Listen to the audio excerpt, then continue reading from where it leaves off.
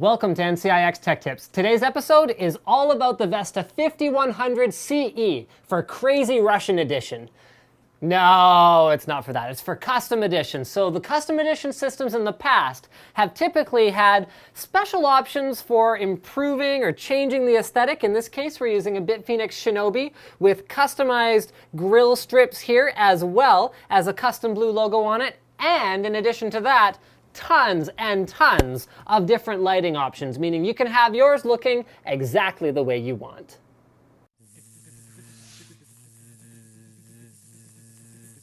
Clink, clink.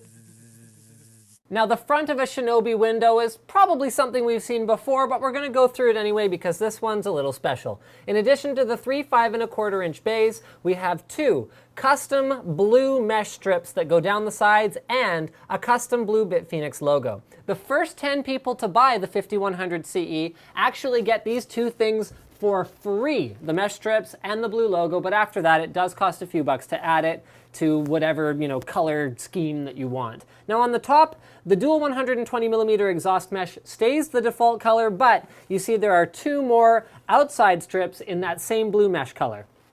I/O is pretty straightforward with 2 USB 2 ports, 2 USB 3 ports, a headphone port, a microphone port, power, and reset switches. I mentioned this already, but there are dual 120mm fans on the top for exhaust, and those have been replaced with BitPhoenix Spectre fans in order to get awesome cooling.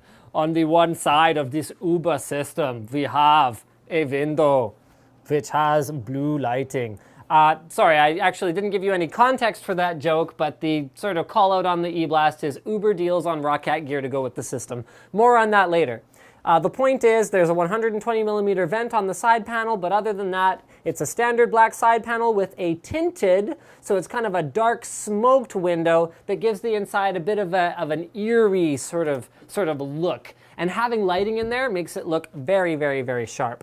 The back of the system has your I/O. So there's 2 PS2 ports, 1 for keyboard, 1 for mouse, 4 USB 2.0 ports, 2 USB 3.0 ports, an HDMI and VGA output, gigabit Ethernet, and 5.1 audio out. And this right here is a GTX 660. More on that once we get inside, but this is one powerful gaming machine for $999, and it can run up to 3+1 outputs in NVIDIA Surround with 1 auxiliary display. And no NCIXPC Systems Edition would be complete if we didn't also show you the guts inside. So the side panel window comes off just a little something like that.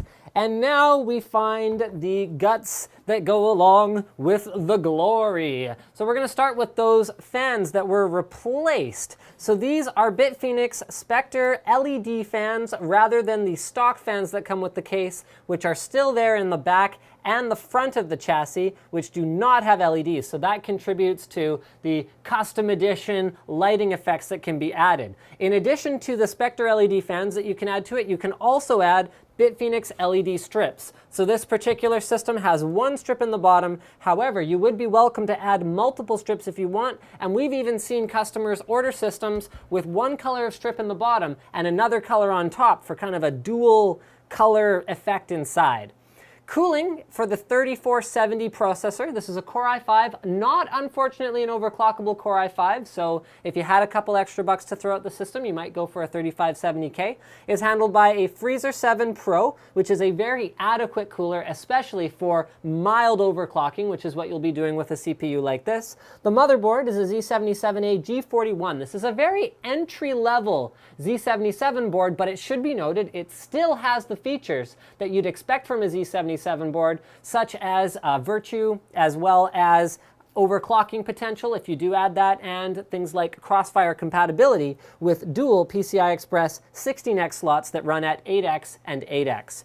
Speaking of dual PCI Express slots, that right there is where the bulk of the budget was spent on this system, on a GTX 660, which not only comes with the card itself, but also a $150 value in freebies that go along with free-to-play games. So they're not free because you can pay for them, but a lot of it is sort of in-game currency. So you could either work for it or you can buy a GeForce card and you get 50 bucks in Hawken, PlanetSide 2, as well as one other game, which I will remind myself of World of Tanks. Thank you. Diesel remembered.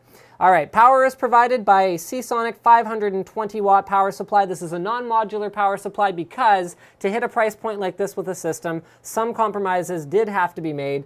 And moving right along here, we've got 8 gigs of RAM. So I'm going to give you a bit of a better angle on that.